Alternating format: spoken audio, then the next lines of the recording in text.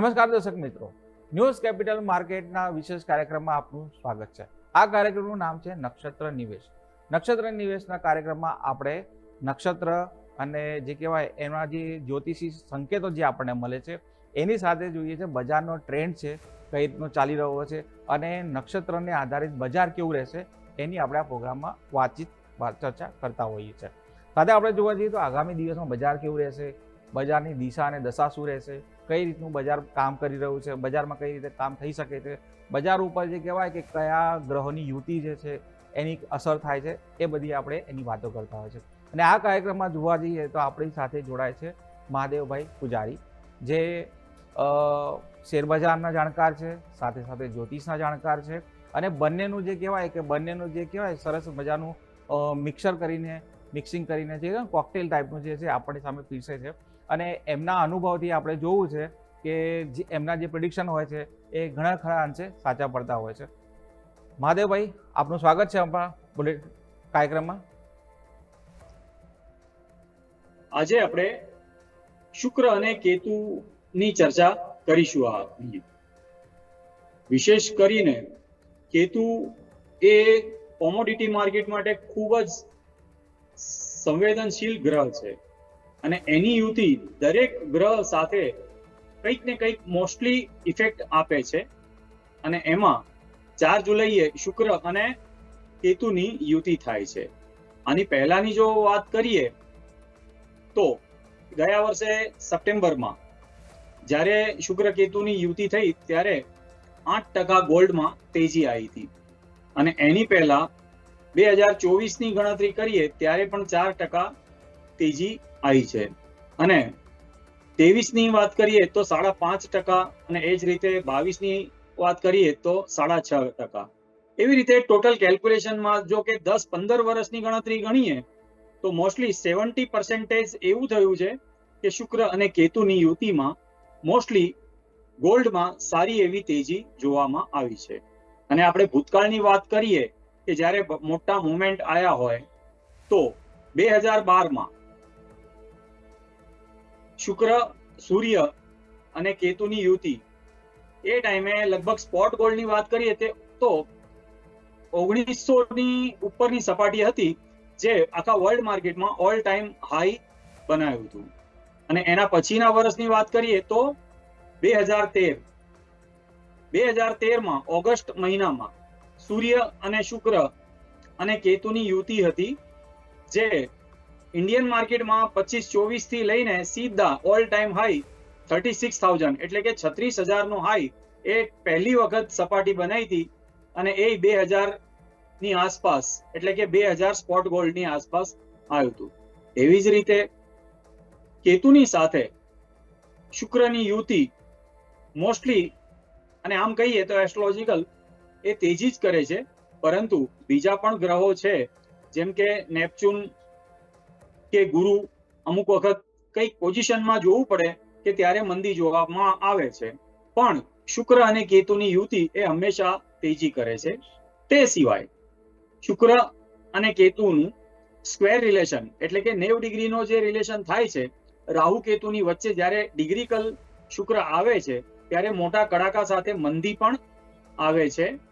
અને એની સાથે 120 ડિગ્રી એટલે કે ટ્રાયેંગલ રાહુ કે કેતુ સાથે જ્યારે ટ્રાયેંગલ બને ત્યારે રાહુ સાથે 60 ડિગ્રીનો સંબંધ બને.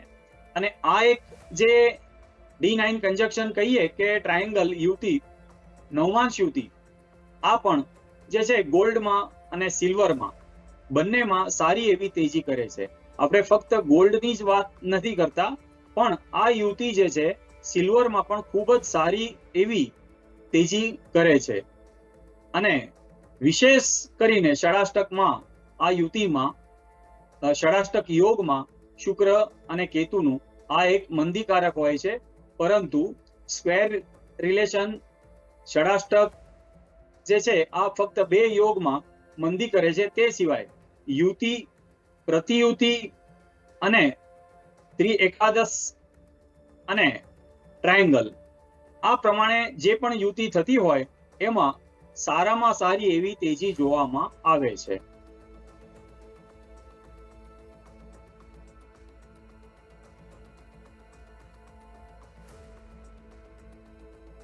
માર્કેટને અસર થશે, સાથે કહેવાય કે કમોડિટી છે એના ઉપર પણ અસર થઈ શકે છે. જો આપણે વાત કરીએ તો કે ઐતિહાસિક રીતે જોવા જઈએ તો કેતુ અને શુક્રની જે યુતિ જે થાય છે એની અંદર સોનામાં મુવમેન્ટ થવા મળે છે, ચાંદીમાં મુવમેન્ટ જોવા મળે છે. તો આપણે જોવા જઈએ તો છેલ્લા થોડા અભ્યાસો ચેક કરીએ તો અભ્યાસની અંદર છે કે કુલ 11 વખત જે છે એમાં કેતુ અને શુક્રની યુતિ આપણને જોવા મળી છે. અને એમાં જો 11 વખતમાં 8 વખત જોવા જઈએ તો ગોલ્ડ જે છે એને પોઝિટિવ રિટર્ન આપ્યું છે. સાથે આપણે જે છે કે પોઈન્ટર પણ આપણે ચલાવીએ જોડે જોડે તો હમણાં ખ્યાલ આવશે કે જે માત્ર 3 વખત છે તે નેગેટિવ અને નબળું પ્રદર્શન આપવાનું છે. સાથે જોવા જઈએ તો સપ્ટેમ્બર મહિનાના 25માં જોવા જઈએ તો આ યુતિ બની હતી અને એની અંદર સોનામાં જોવા જઈએ તો 8.14% જે રિટર્ન હતું એ છૂટેલું હતું. સાથે ઓગસ્ટ મહિનામાં જોવા જઈએ તો ઓગસ્ટ અને સપ્ટેમ્બર 2024ની વાત કરીએ તો એ દરમિયાન જોવા જઈએ તો સોનામાં 7.75%નું પોઝિટિવ રિટર્ન જોવા આપણને મળ્યું હતું. સાથે નવેમ્બરની જો વાત કરીએ એટલે ટૂંકમાં જોઈએ 25, 24 અને 23ની જો વાત કરીએ તો 23 દરમિયાન આ યુતિમાં જો કહેવાય કે ફક્ત સોનામાં જોવા જઈએ તો 6.5%નો એની અંદર આપણને ઉછાળો જોવા મળ્યો હતો. અને ઓક્ટોબર 22ની વાત કરીએ 22માં તો એની અંદર 6% સુધીનો આપણને ઉછાળો જોવા મળ્યો હતો. એટલે એકંદરે જોવા જઈએ ને તો જ્યારે આ યુતિ બની રહી છે જો 20 અને 21ની પર વાત કરીએ ત્યારે 6% જેવું પોઝિટિવ રિટર્ન છોડ્યું. એટલે જ્યારે આ યુતિ બને છે ત્યારે સોનાની અંદર અને ચાંદીની અંદર પણ તેજી આપણને જોવા મળે છે. તાજેતરમાં જ આપણે જોયું કે જે આપણે પાસે સમાચાર આવ્યા હોય એ અલગ પ્રકારના સમાચાર છે, પણ જોવા જઈએ તો જે સોનું દબાતું હતું સતત એની સોનાની અંદર આપણને એક પ્રકારનો નવી તાજગી, નવો ઉછાળો જોવા મળ્યો. કદાચ બની શકે કે જે ગ્રહોની યુતિ બને છે એ પહેલાં જે કહેવાય કે માહોલ બનતું હોય એ રીતનું લાગે છે. અને આ જે યુતિ જે છે એ ખાસ કરીને 4 જુલાઈની આસપાસ નું એનું સર્જન થવાનું છે. 4 જુલાઈ આસપાસ જે એનું જે યોગ બની રહ્યા છે એ થશે. અને કેતુ અને શુક્રની જો વાત કરીએ તો શુક્ર એ વૈભવની વાત આવતી હોય છે, એમાં સોનાની વાત આવતી હોય છે. અને આમ જોવા જઈએ તો ગુરુ જે ગ્રહ છે એ એને ઉચ્ચ રાશિમાં અત્યારે બિરાજમાન છે. એના કારણે જોવા જઈએ તો ગુરુ અને શુક્રની જે યુતિ જ્યારે થાય છે ત્યારે આપણે જોયું છે કે સોના ચાંદી વૈભવવાળી જે વસ્તુઓ છે એની અંદર આપણને તેજી આપણને જોવા મળતી હોય છે. મહત્વની વસ્તુ અહીંયા છે કે જ્યારે 11 વખતમાંથી 8 વખત જોવા જઈએ તો સોનામાં પોઝિટિવ રિટર્ન છૂટ્યું છે. અને જોવા જઈએ તો આ જે યુતિ જે છે એ બુલિયન માર્કેટને કહેવાય ને કે સકારાત્મકતા માનવામાં, એટલે એના માટે પોઝિટિવિટી માર્કેટમાં આવે છે. બુલિયન બજારની અંદર પોઝિટિવિટી આવવાની સાથે જોવા જઈએ તો જે એના રિગાર્ડિંગ જે સેક્ટર જે છે એ સેક્ટરમાં પણ આપણને જે કહેવાય ને કે બુલનેસ અને તેજી આપણને જોવા મળે છે. મહત્વની વસ્તુ અહીંયા છે કે આ જ્યોતિષને ઐતિહાસિક રીતે જોવા જઈએ તો જ્યારે યુતિ બની છે ત્યારે સોનામાં, ચાંદીમાં અને બુલિયન બજારમાં આપણે તેજી જોવા મળી છે. તો જો આપણા જે જ્યોતિષી છે આચાર્ય એમને બહુ સરસ રીતે આપણને માહિતી આપી કે જે ટ્રાયંગલ બની રહ્યું છે એના કારણે સોના ચાંદીમાં પણ તેજી આપણને જોવા મળી છે. તો સર મારે અહીંયા આપણે પૂછવું છે કે આની અસર જે છે એ સોના અને ચાંદીમાં જોવા જઈએ તો બે ધાતુ છે એમાંથી વધારે જોવા જઈએ તો કઈ ધાતુ ઉપર પડી શકે છે, સોના પર કે ચાંદી ઉપર? શુક્રને ગણીએ તો મોસ્ટલી આમ કારક તો ચાંદીનો છે, પણ રાશિ સિંહ રાશિ છે અને એ સોના માટે ઇફેક્ટિવ વધારે કરે છે. આ જ યુતિ જો કે કર્ક રાશિમાં હોય તો ચાંદીને આપણે પ્રાધાન્ય વધારે આપીએ, પણ સિંહ રાશિમાં હોવાથી સોના ઉપર ઇફેક્ટ એની વધારે આવશે. તો દર્શક મિત્રો આપણે સાંભળ્યું કે જે શાસ્ત્રીજી આપણને જે કીધું છે કે સિંહ રાશિમાં હોવાના કારણે સોનામાં સારી એવી આપણને તેજી આપણે દેખાઈ શકે છે આ યુતિના કારણે.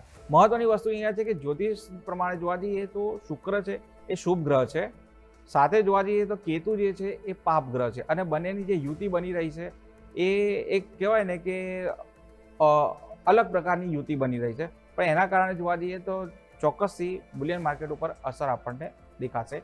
એ રીતનું આપણે જેના જે ગ્રહો બની રહ્યા છે.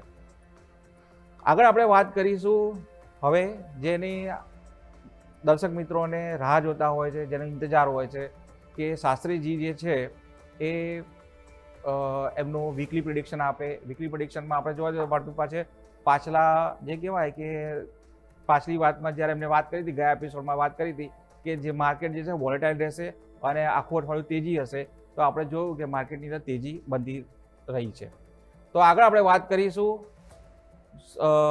માર્કેટની અંદર કે માર્કેટની શું દિશા રહેશે, માર્કેટની કઈ રીતે માર્કેટની અંદર ચાલ ચલાશે. સમય થયો છે વિરામનો, લઈએ એક વિરામ.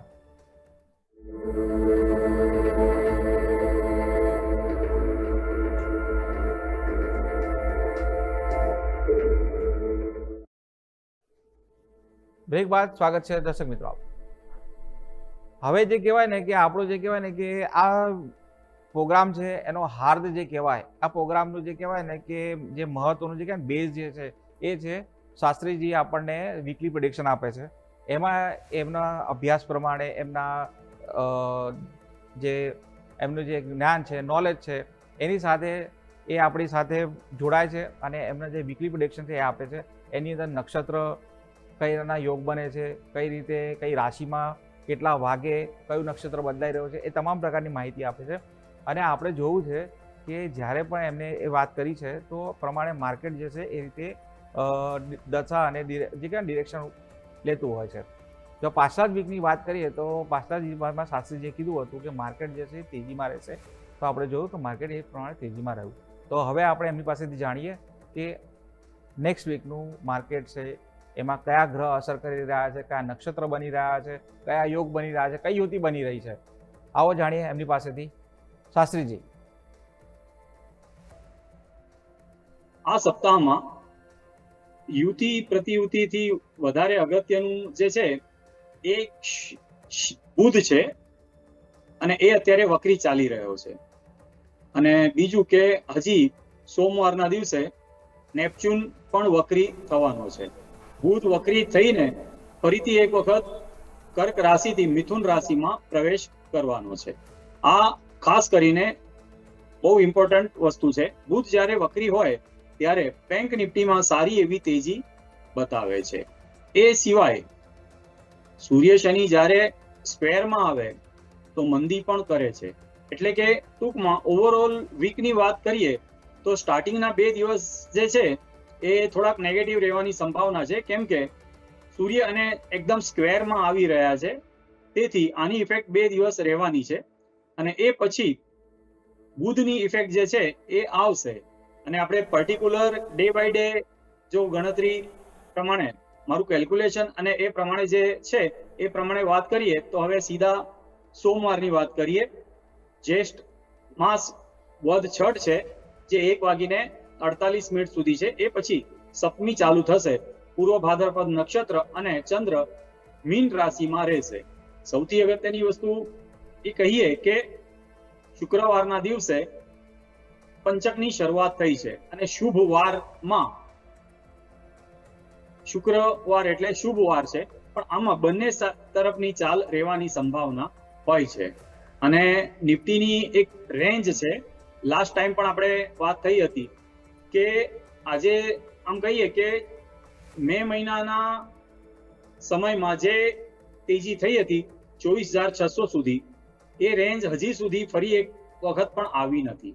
એટલે કે ગણતરી એવી રહેશે કે નિફ્ટી 24,500 ની ઉપર જ્યાં સુધી જાય નહીં ત્યાં સુધી રેન્જ બાઉન્ડ જ કહીએ, અને 23,850 ની નીચે જાય નહીં ત્યાં સુધી મંદી પણ ન કહી શકાય.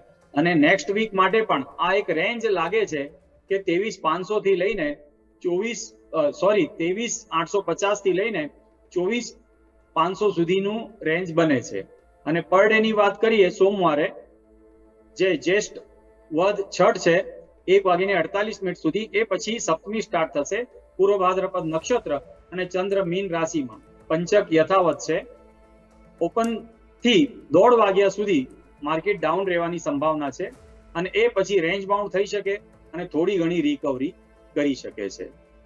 પછીનો દિવસ છે મંગળવાર, એટલે કે ફર્સ્ટ એક્સપાયરી છે નિફ્ટીની, એક્સપાયરી વાળો ટાઈમ.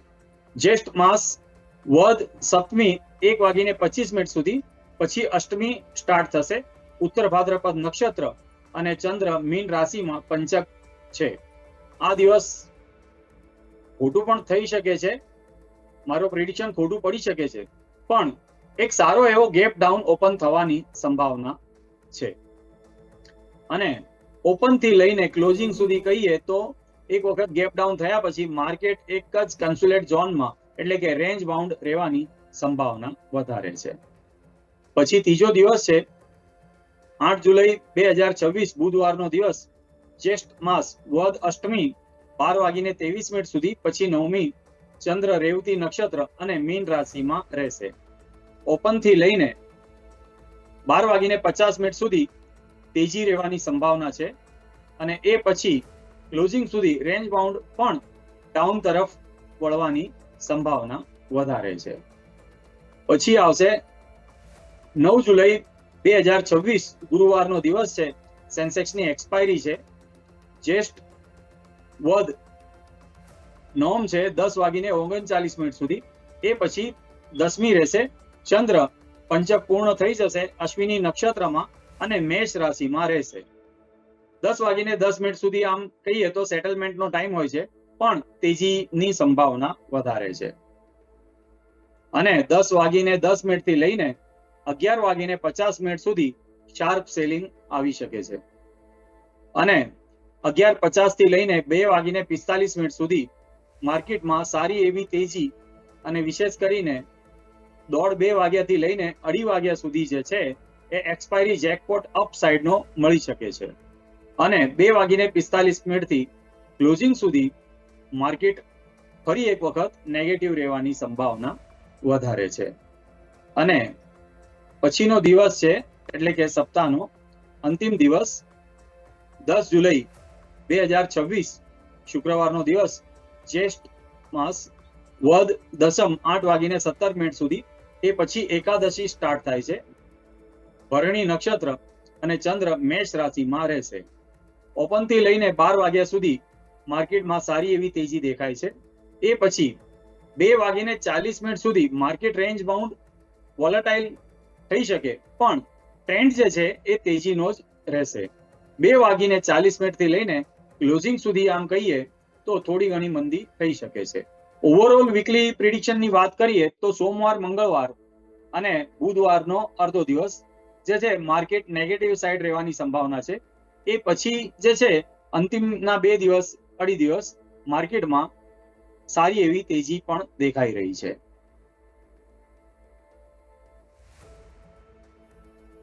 ધન્યવાદ શાસ્ત્રીજી, આપે બહુ સારી રીતે સમજાવ્યું કે જ્યારે માર્કેટમાં ઓવરઓલ જોવા જઈએ તો સોમવારથી શુક્રવારની વચ્ચે ખાલી એક દિવસ જે છે સંભાળવા જેવું છે બુધવારનો, કે જેની અંદર ગેપડાઉન થઈ શકે છે. બાકી જોવા જઈએ તો 2 દિવસ જે ગુરુ અને શુક્ર તેજીના સંકેત મળી રહ્યા છે. સોમવારે જે છે માર્કેટ વોલેટાઇલ રહી શકે એ રીતના યોગ બની રહ્યા છે.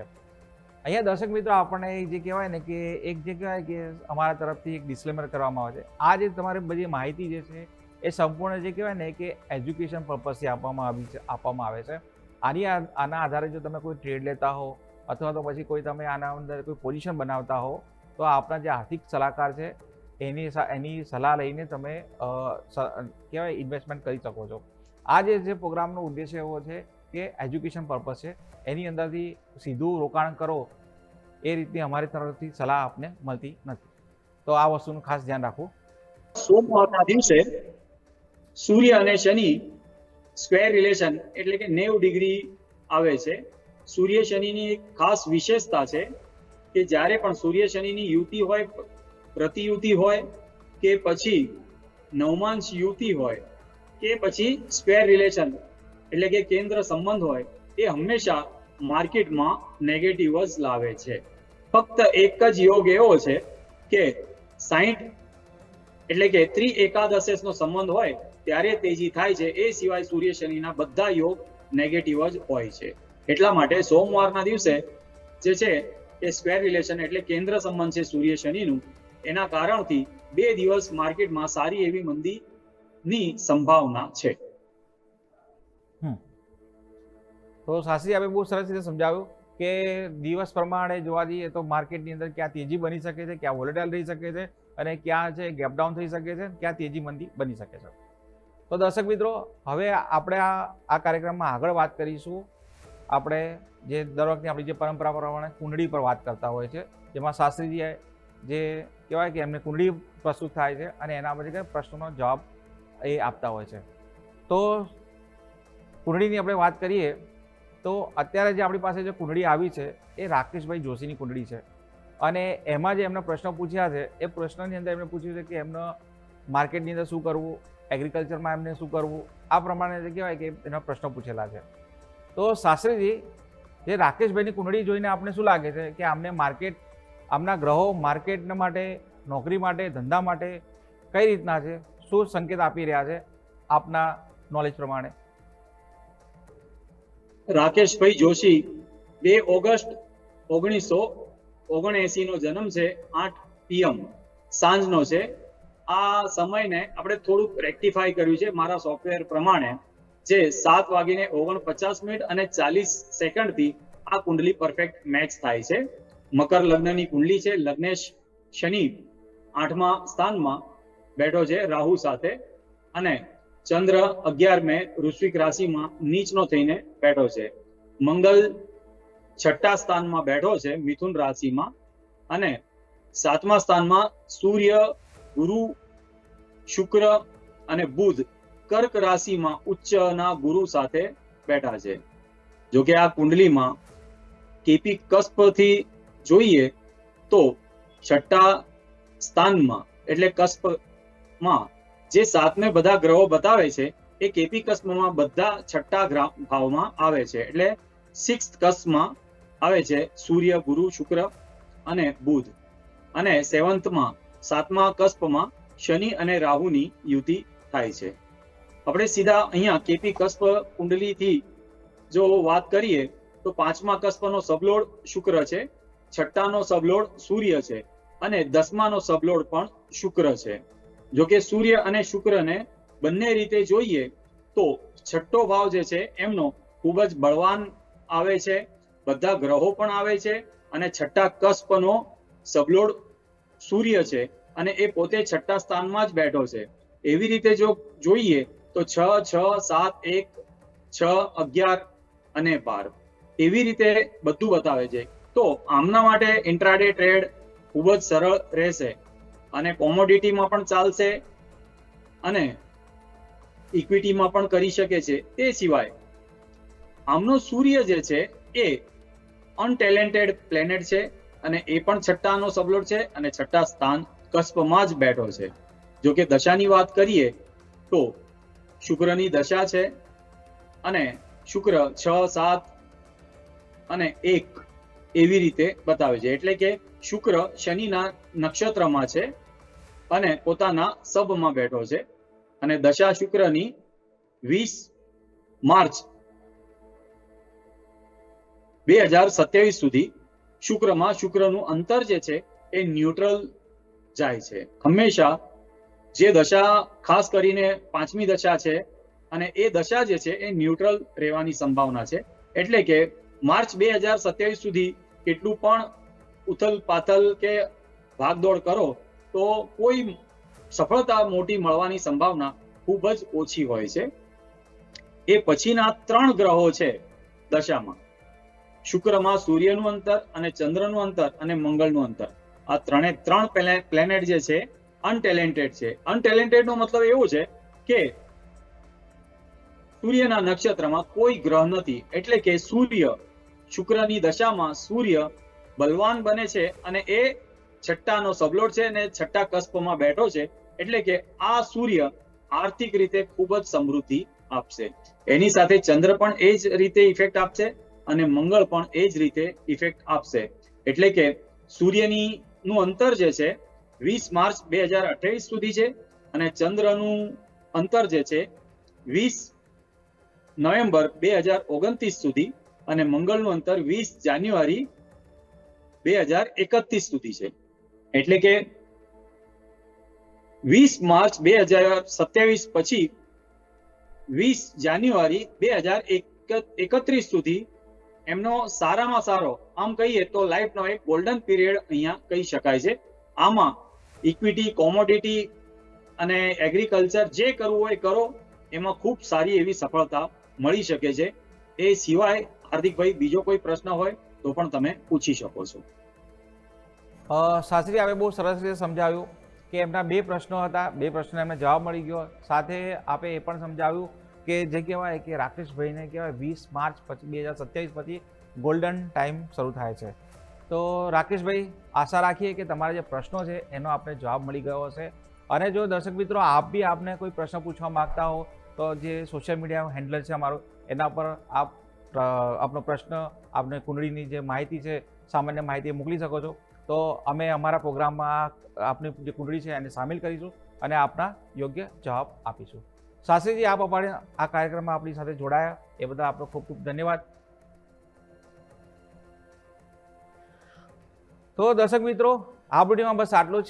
ફરી આપણે એકવાર ફરી મળીશું અને કહેવાય કે આગામી સપ્તાહના જે કહેવાય શું નક્ષત્ર છે, કઈ યુતિ બની રહી છે, અને કહેવાય કે અમારો ઉદ્દેશ્ય એવો છે કે આ જે દર્શક જે છે એને કહેવાય કે જ્ઞાન મળે, નોલેજ મળે, થોડા એજ્યુકેટેડ થાય અને થોડો જે કહેવાય નફો પણ કરે. કારણ કે અમે છીએ ન્યૂઝ કેપિટલ માર્કેટ, નફાનું નવું સરનામું.